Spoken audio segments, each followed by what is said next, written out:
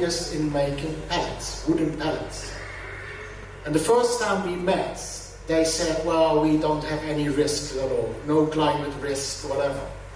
All our trees coming from Sweden and Denmark and Norway and Finland, all those Scandinavian countries, our trees are certified, and for every tree we cut, we plant 2 new ones. And I thought, I'm not sure if you're right. So I asked one of my people, she's a professor in ecology, I said, Anne, can you please have a look at it? Just 30 minutes. What's going on in that business? And after about half an hour, she came back with this. There's a bug in Europe. It's not a European bug, yeah, but there's a bug eating all our trees. This picture is from the north of Germany. That's close to the border already with Scandinavia. All trees are dying. Then this one. There's a big change in public opinion. More and more people in Europe go on the streets saying, stop cutting trees, stop polluting. It's really a big change compared to 5, 6, 7 years ago.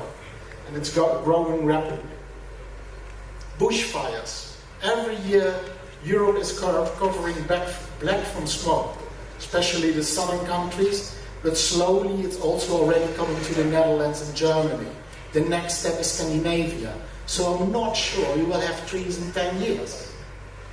Especially not because it's getting drier and drier everywhere in Europe, also Scandinavia. So every company has climate risks. Be aware of it. Right. Then the reporting topics on headlines. Of course, we talked about climate risks, pollution, waste, water pollution, for example. But the one I like is really actually a circular economy, because they are the nice challenges actually. If you want to produce circular products, we have to start designing in a different way. Now it's often that a product you can take it apart, yeah, with all the different components inside, so you have to throw the whole thing away. We have to learn again, going maybe back 50 years in time, to design products that you can take every part out and reuse it, or make new products out of it. And that's one of the things that Dutch universities and other universities are really teaching now. Start designing in a different way. Yeah? Another one, the social report.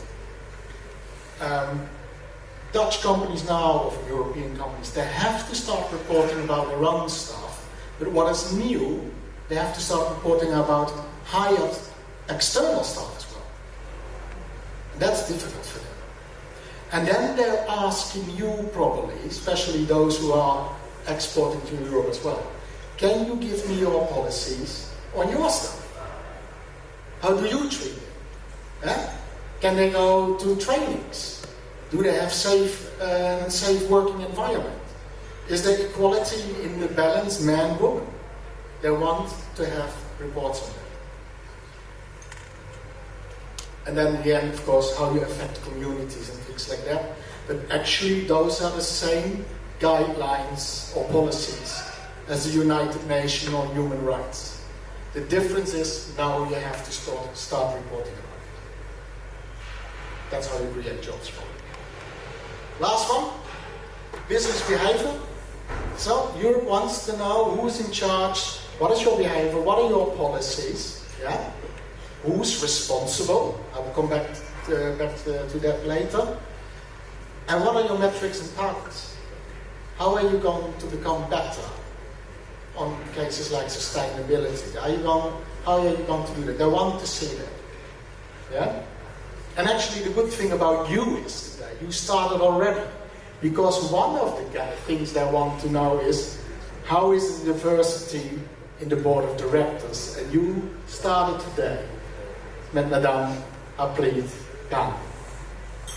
Very good. You're on your way.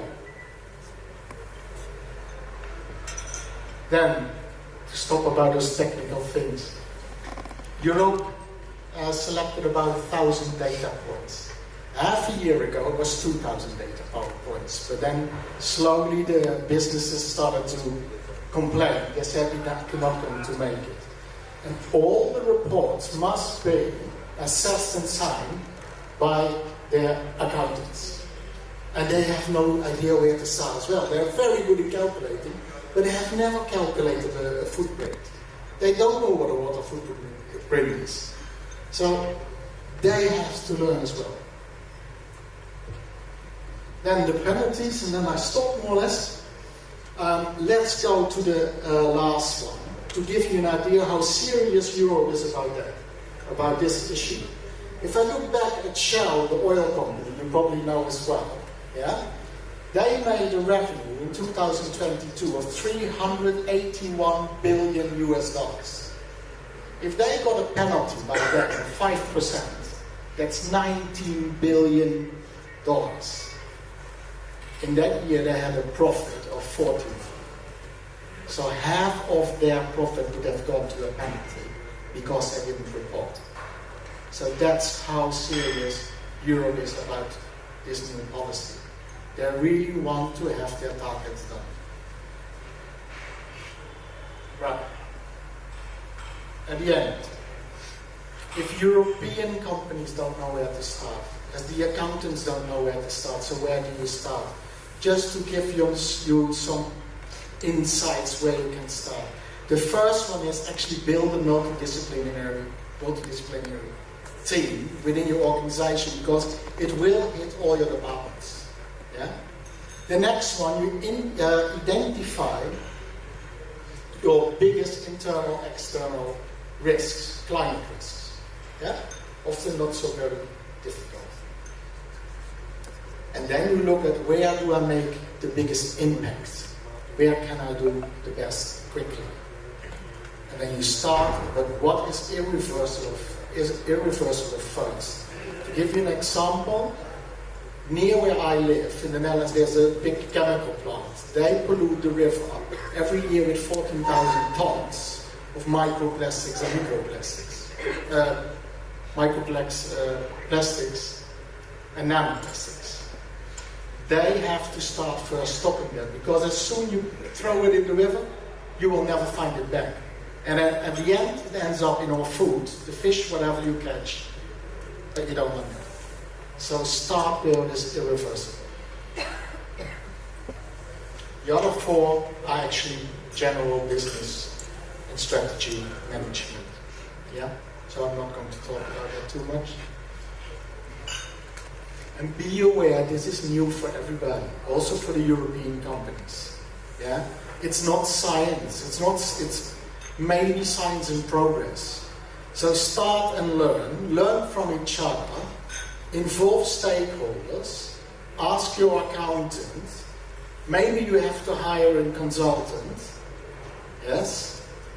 But also think out of the box, ask help from NGOs. They have a lot of knowledge. Yeah? Or go to a knowledge institute. Yeah? Hire students to make some calculations if it takes too much time for yourself. Yeah? We can work together. And the last one, be proud. Be proud that you started and tell the world. Because actually I have never seen a marketing campaign, no matter which company it is, saying, listen, we are polluting the world and we are proud of it. Nobody does that. It's the other way around. So be proud. Start. Because I'm sure that together, and you can do this as well, and we have to do it, that we can create profit, value, and corporate advantage, and then we all benefit. Thank you very much.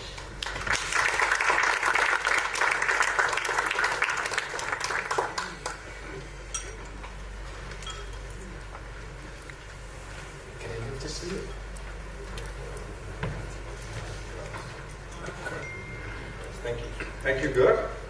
May I now open the house for questions? And I'll have theoretically, yes, we have the first question from Adriel.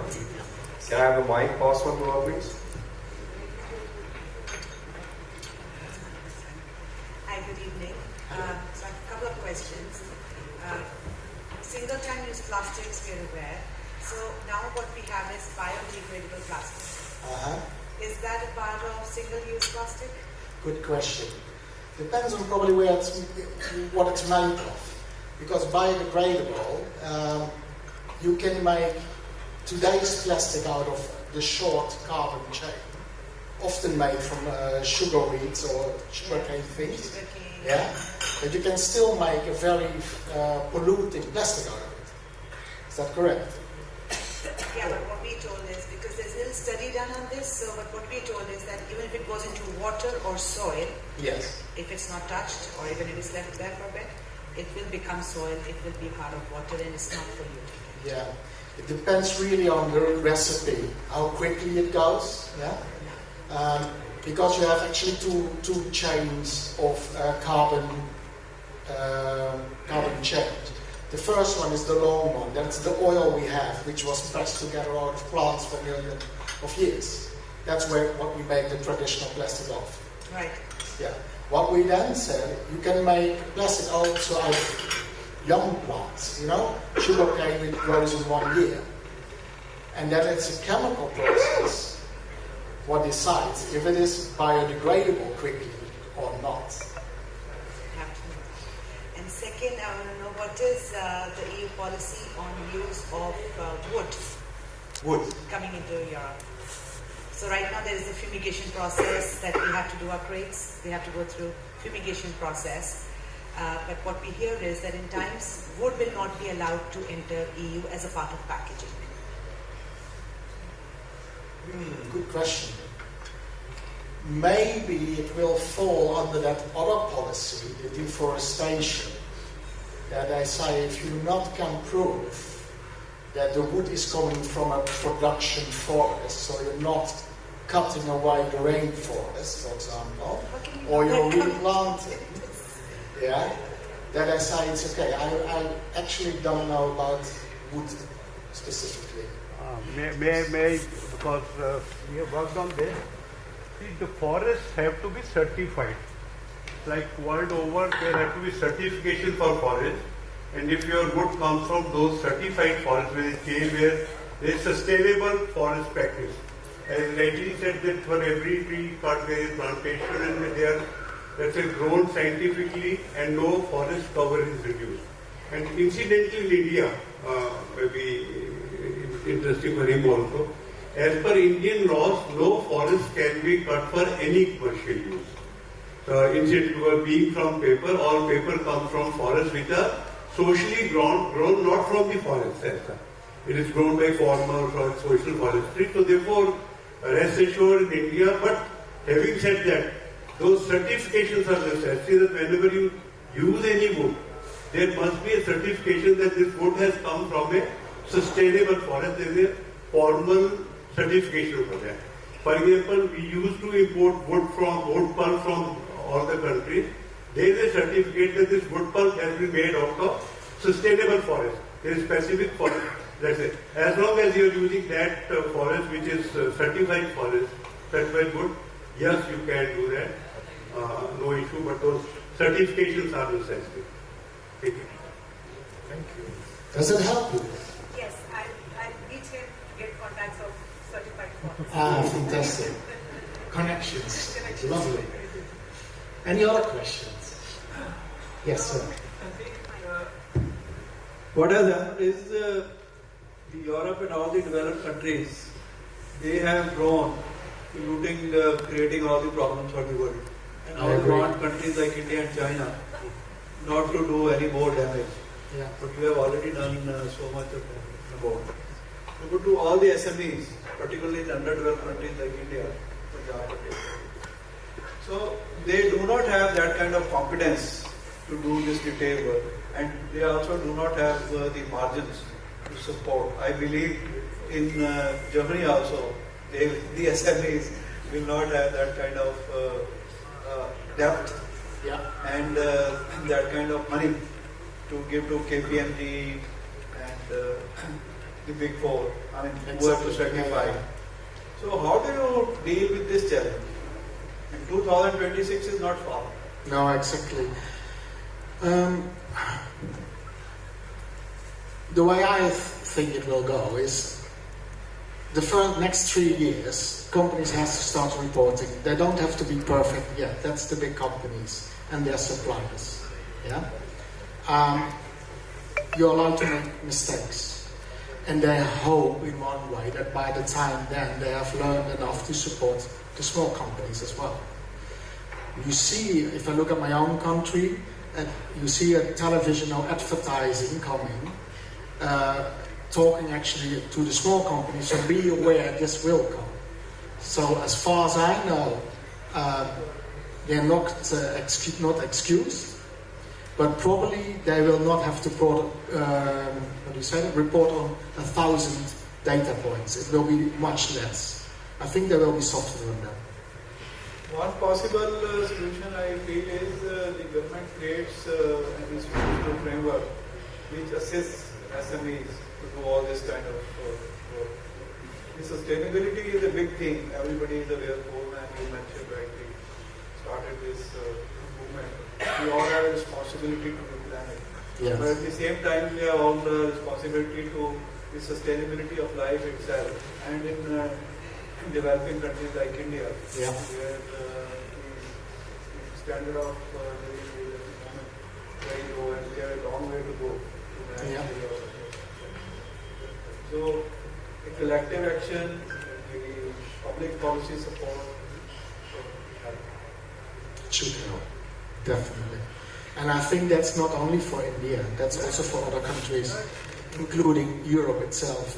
Because like I said, if you ask an average entrepreneur in my country or other country, and you say, are you preparing for the CSRD? They will look at you and say, sorry, can you eat it? They have no idea. And we have a long way to go, but you have to start somewhere. Simple issue is I should do my work or calculate all the supply chain, the carbon footprint along the supply chain. Yeah, exactly. Work together with knowledge institutes and ask for students to do so. That works. Let's have more questions from the larger group. Yes, we have one question. So, you definitely have Majerodam and Rotterdam, and you have miniature cities in your country. And Ludhiana rules the roost in bicycle industry. How can we have that kind of technology connect to brew it up in our city? If we want our student forum or students to grow in our country, because the education is growing very well in our city. Yeah, good question. So do you share those technologies across, or it's only restricted to your country? Well, I'm sure we're going to share the policies and the standards and everything like that. What you see in Europe now, there are quite a lot of software companies building software for reporting. But that's not what you're asking. No, I'm asking about the miniature cities specifically, because that has a lot of technology itself. So if we have a cluster to be building up in our smart cities, it's absolutely possible in India as well. Yeah, good question. To be honest, I not really have an answer to that one because it's more specific. Good, shall I answer that question? Sure. Man, being a teacher of management, now every domain the students come from management. Be it MBA, be it hotel management, be it engineering. We are taking a course for CSR, wherein Global Reporting Initiative, that is GRI, being a part of what Geert is talking about.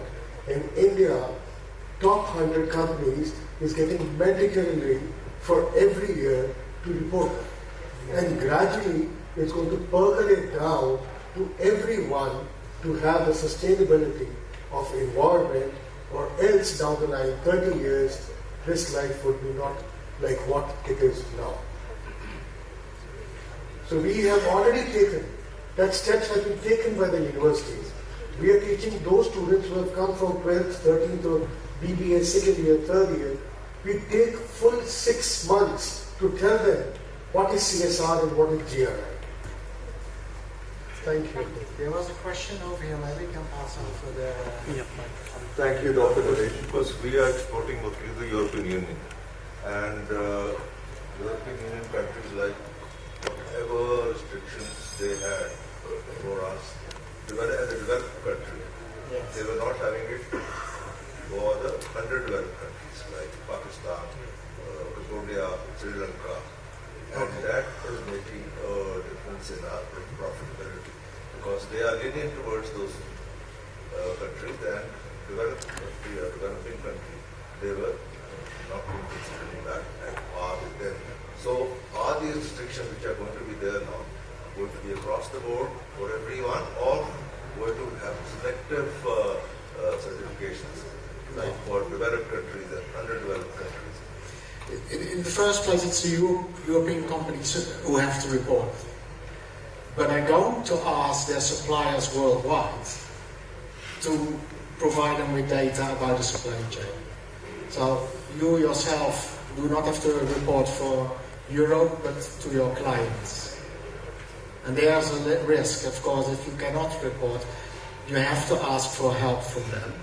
And of course, if you have a good relationship, I'm sure they're willing to help. But those new policies are for everybody, no matter if you are from Indonesia, Brazil, or where you come from. So there are no differences in countries or how they look at it. Is that answering your question? Oh, I think, because earlier, like COPS, OCS and all we had to go through, they were lenient towards the underdeveloped countries.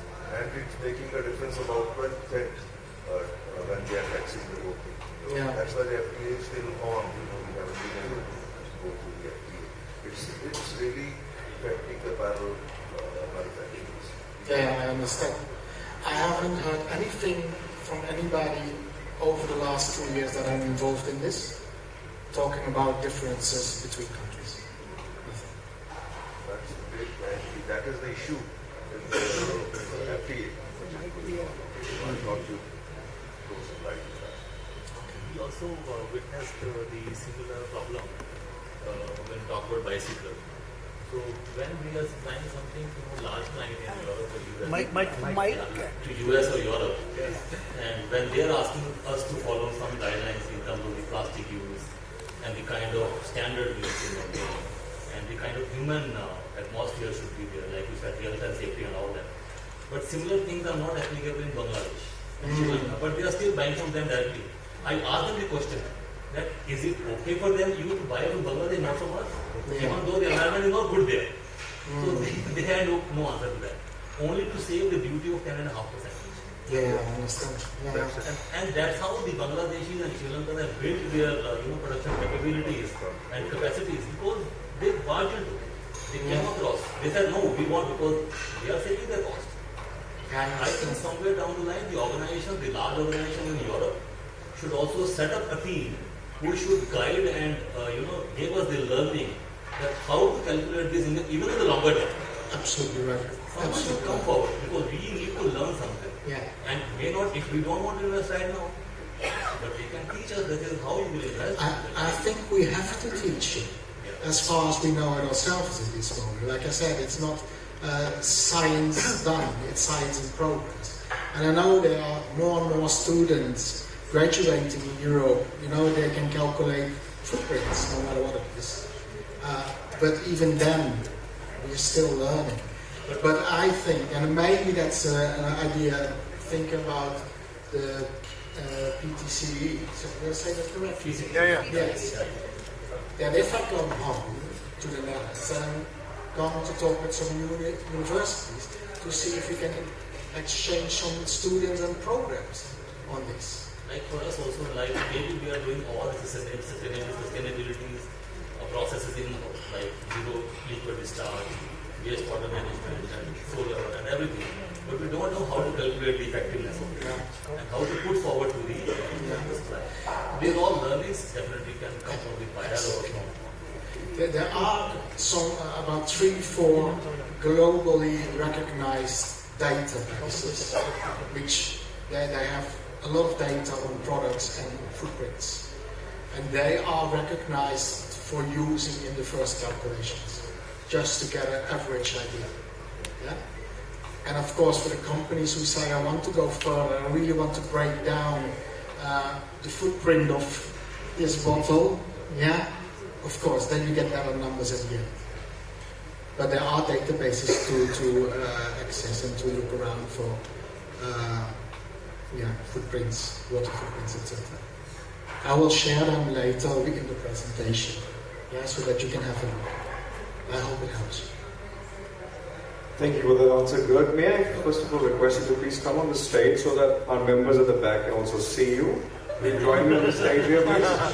Sorry. So that our members at the back can also see you. I'd like to make it engaging for everyone. May I also request our members, before you ask your question, kindly speak up your name, introduce yourself, and ask the question so that it can be engaging for everyone. Now, before we go on to some further questions, for everyone's engagement, 2011 and 12, I come from a technology, computer sciences background. I started working in a field called analytics and data science and machine learning. For me, back in the days, analytics and data science and machine learning was very new, talking about 12 years back. Not a lot of people would have heard about it, so we really thought, what the heck, what's the value for this? Because 0.5% people really care about it. Only the big banks, Citi, JP Morgan Chase, BlackRock, all those big banks worried about it. Nobody on the street or people who were managing 1 to 50 crore businesses, at least in 2012, did not give two hoots about it. But today, if you talk about it, analytics, data science, machine learning probably plays a huge role in just about every single decision making that happens in a manufacturing, a retail, or any consumer packaged goods industry. Sustainability, I think it's pretty much going to be the same thing. We might not understand about it as of now. It might be relevant to some of us whose businesses are aligned with that. But let me tell you, 10 years down the line, it's definitely going to make a lot of sense. So, first mover's advantage. We've got somebody coming in all the way from Netherlands. Even if some of us don't really understand or don't really associate our businesses with sustainability, I don't think there's any harm in getting to know about it. So, can we have more questions and make it more interesting for everyone so that we can apply certain basics to our businesses? Any of our members would like to have any questions before we move on to a vote of thanks and presidential remarks for the evening? Yes, sir. May I have the mic to the gentleman, please? Do we have Swati here somewhere? May I request AV to please pass on the mic to the gentleman?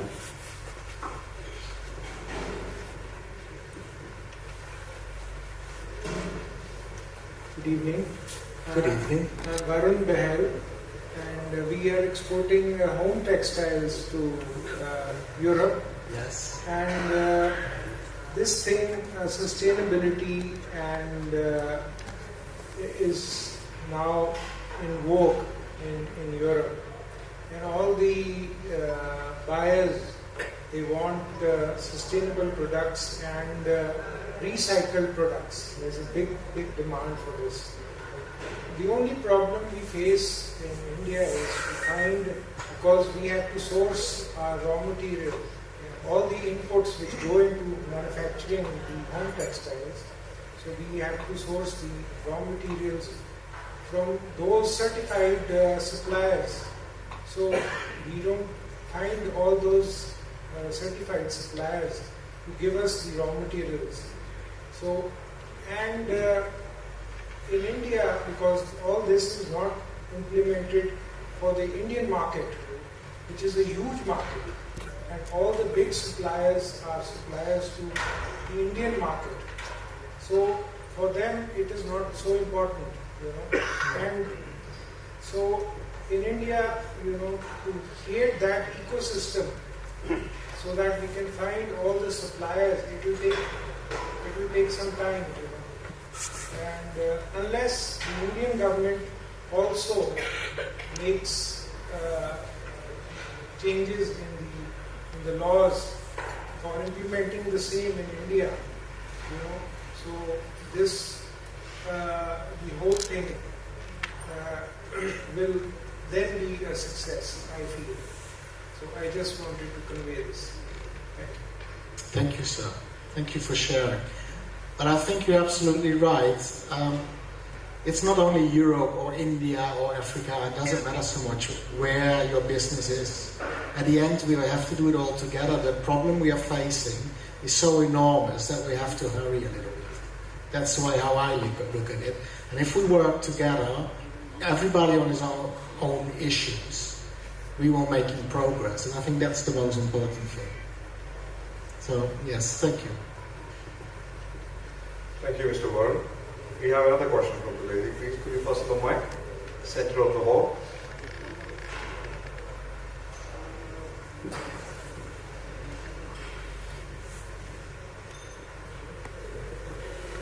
Yes, ma'am. Hi, I'm Anisha Bagal. I'm currently in Outlet, working for sustainable and health and well-being of people, designing spaces in that way. I was wondering if there will be like specific building guidelines that will be given in this policy for making businesses more sustainable. Yeah, good question. What we talked about tonight is actually the ESG and CSRD, but there are three things beneath that or sideways to that. The first one is now I have to say it properly, the SFDR, that's the Sustainable Financial Directive Reporting, if I'm right. Yeah, but that's actually the same as the CSRD, but then for the financial institutes, they have to report as well, where do you put your money? So that I want to see if the money is slowly going more to sustainable companies. Yeah? Then on the other side, to make it more complex, I'm sorry about that, they came up with the ESRS, the European Sustainable Reporting Standards. And those are the standards they designed for every industry, so that you, within an industry, you can combine the different, look at the different companies, how they perform. And then to make it more complex, they came up with something called the European Taxonomy. And that's actually to avoid greenwashing at the end, that companies must choose within their industry, let me say it differently. They said, we give you 6 themes, and you have to choose one. On that one theme in this industry, you must become, let's say, 100% sustainable. And then you think, okay, that's easy, I take the easiest one. But then the trick comes, they say, without doing any damage to the others. And then it gets difficult again. So there are more standards or more levels in the CSRD. And they, like, I hope I answer your question. Yes, they designed the standards already for reporting, so that everybody is doing more or less the same. Is that an answer to your question? My question was if they have specific standards for building structures. Yes. So, Even India has, in fact, CII certifies buildings as platinum rated, gold rated, and Isn't that LEED? Pardon me? LEED. I wouldn't know exactly, but buildings are rated as per in terms of energy efficiency, sustainability. So this is an old concept, last I think 10, 12 years. It is an old one. Buildings are being rated for their sustainability. So this, I think CII does this job, and they are now now there are lots many. India is one of the prominent leading countries where buildings are being rated for their sustainability, especially in terms of energy and discharges.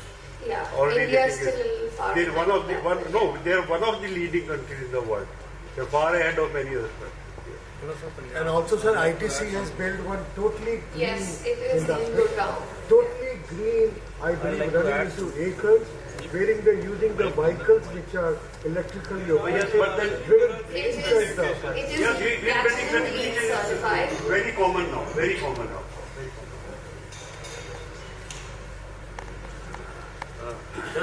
Just for the information of everybody, it is not only India. So you're not audible, sir. Yeah, I'm Mukesh Tata, I'm district town planner over there, Ludhiana.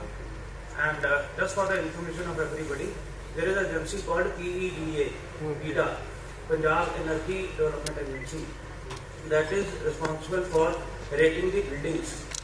So PITA itself has its own building, 5-star rated. It is located in Sector 33, Chandigarh. And more to add, what ma'am has asked is like Punjab in the last 3 or 4 years has already implemented ECBC, that is Energy Conservation Building Code.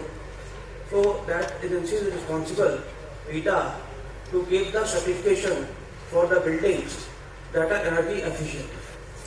So there is a rating for every building, and particularly to the educational institutions or hotels or commercial buildings, these ratings are already being started. So the government, before approving those building plans, is taking into consideration the ECBC compliance is there or not. So this is just for the knowledge of it. Lovely. Thank you so much for sharing that insight, and it's great to have a question from an architect. Please meet Mr. Mukesh, Town Planning. I think that'll definitely bring in some value. Do we have another question? Can we have the last question for the evening? Hello, good evening. This is the last question for the evening, please. Good evening. Myself, Vineet Pandey. I am a consultant and working on many sustainability projects, recycling projects. Presently, less than 1% of textile fiber is recycled.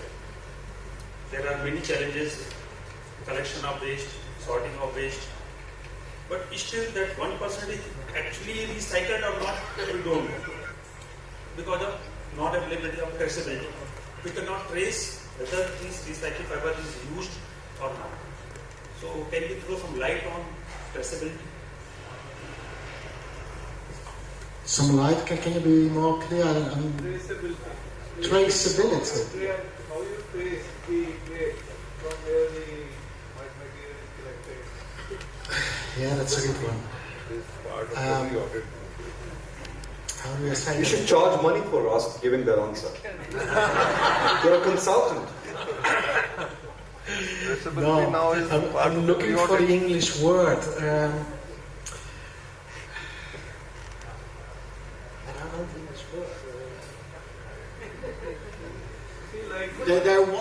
What I'm looking for the first couple of years, that what is written in the reports is, it must be acceptable, more or less true. They're not saying you have to put it, let's say 2.111% correct. 2% correct is good enough. And if it has a margin maybe with 2 or 3, whatever. So they're not going to be very strict on it in the beginning. Also because it's a learning process. So how the accountants at the end exactly going to, how do you say that? Oh, I lost it. How they assess the reports, I don't know yet, and they don't know yet as well, because they haven't been there yet. It's really true. That's the learning process we are in. So because the first reports they have to come by the 1st of January next year, not now. So is that a little bit of, yeah? All right, we'll close the Q&A session, and as a special gesture for all LMA members, Geert is going to give away free consultation for the first 3 members that are teaching. Okay, deal. But I think we deserve Deal. He's here around for the dinner, of course, so I invite our members to exchange conversations, get into interactions. He's a consultant, of course, so there's a plethora of information for those of you who would like to export to the European Union and get to understand more about the CSRD policy, which has already been implemented in 2024. It might be helpful to incentivize ourselves if we know about the policies, but I know European Union would like to charge penalties if we don't really follow that. And I think that's the pain point that we really need to kind of take advantage of for the next 1 hour that we are here. Thank you so much for the questions, Geert. May I now request Dr. K.N.S. Kang to kindly give away a formal token of gratitude to our guest, Swati. No, you have to be here because you are the one who's going to receive it.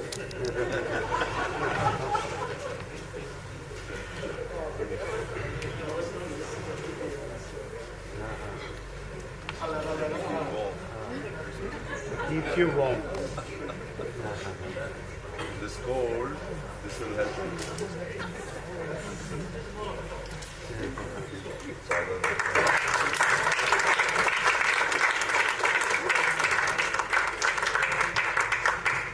Thank you, Dr. Kang.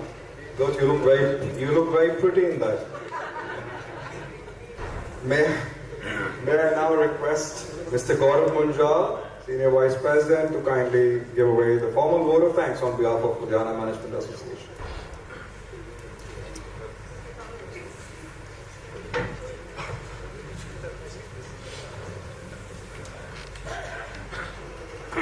So how was the evening? Good? Good. So thank you all of you for being here for the 45th annual meeting. And I think last 1 year, I've been in LMA for the last 1 year and a half. And I think the experience has been amazing. We've had some amazing events and we've had house full. Even today, I think we have a good gathering. So what is LMA? What does LMA mean to anybody? To me, it means that Ludhiana first, that we need to look after, we have to grow Ludhiana. We have to learn from these events. We have to grow with these events. For me, it's all about learning. It's all about creating jobs, creating awareness. And we are from different industries. Some are from cycles, some are from other companies, other industries. But we all have to have a common role. That is, how do we become better? We are in an environment where everything is changing really fast. We have artificial intelligence, we have technology upgradation all the time. And I think somebody asked a question, why Bangladesh and Sri Lanka do not have the same norms as us. These countries are preferred nations. Europe is just giving them the preference nations. So they have lesser norms to follow. In the next 1 or 2 years, Bangladesh will not be in that category. Sri Lanka, maybe they'll go on with a better, they will still follow those categories, but Bangladesh will definitely be out of it. So they will be same as India. I think today the event, thank you, Mr. Stroucken. The event was amazing. And I think we all need to understand that environment plays a very important role in our future. There is, we have some exporters here for Europe. One of our customers asked us, where do you buy your steel from? Is it from Russia or is it from India? That is a very difficult question for us. We have to approach Tata Steel and get details. Going forward, I think all these companies would want us to give all the details of what is your pollution norms, what are your water, how do you save the environment, your plastics, solar, are you solar or not? Are you recycling or not? So whether it is for Europe or for any other country, I think these norms are going to be there. More than that, it is our responsibility as Indians to save the environment, to become efficient, to have the right future for the family, for the kids, for the children, for the future generations. So this is a very important thing. One request is if you can share your email ID or your number. So anybody here who is interested in contacting you can contact. And I think climate is very important for us. It's a very serious issue that we are facing today. Like I was speaking to somebody about environment. Kashmir has no snow this year. So what bigger issue can there be? And Ludhiana, the water level, the water is not the way it should be, the water level, the water table. So I think we should wake up to these issues and take them seriously. So thank you once again, and the dinner is served, and he is here to interact with all of you, and have a great evening, and thank you. Thank you, Geert. Please join us on the stage, and before we go on to the dinner, we have very important presidential remarks. May I invite? No? Is that it? Shall we go to the dinner? Stay away?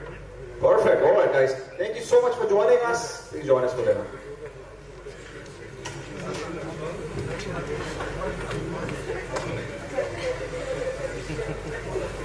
That's it.